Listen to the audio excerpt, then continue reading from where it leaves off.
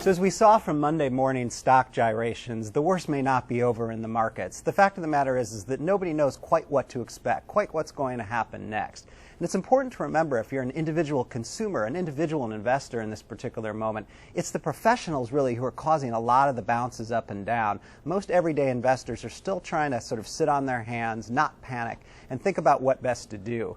It's sort of anybody's guess as to what happens next, although it's entirely possible that stocks will head lower in the next 6 to 12 months, and your 401k balance will as well. Much depends on what the government is going to pay for these distressed mortgage securities that they're deciding they've decided to buy from some of the companies that are in trouble. We just don't know what kind of price they're going to pay, and until we do, and it may be weeks or months until we do, the markets are probably going to be in a fair bit of turmoil and volatility.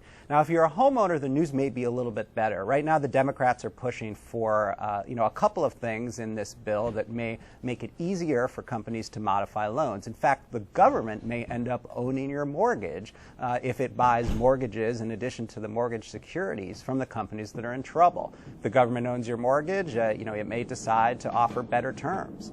A couple other things to think about here. The cost here is going to be high. We don't know how high, but probably well into the hundreds of billions. That could mean higher taxes down the road or fewer tax breaks. So, as always, it makes sense to do everything, up to the point of where it's illegal, to avoid paying taxes where you don't need to. The only other thing I've been hearing the last couple of days is sort of a profound sense of moral outrage that the people who caused this, the executives who caused this, are now going to be bailed out.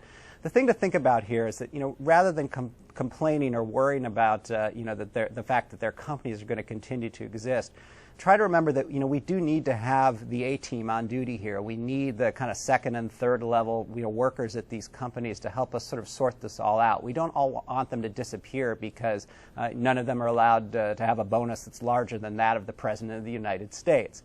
A better way to consider our moral outrage, perhaps, is to, demand some shares of stock for some of these companies in return for participating in the government program.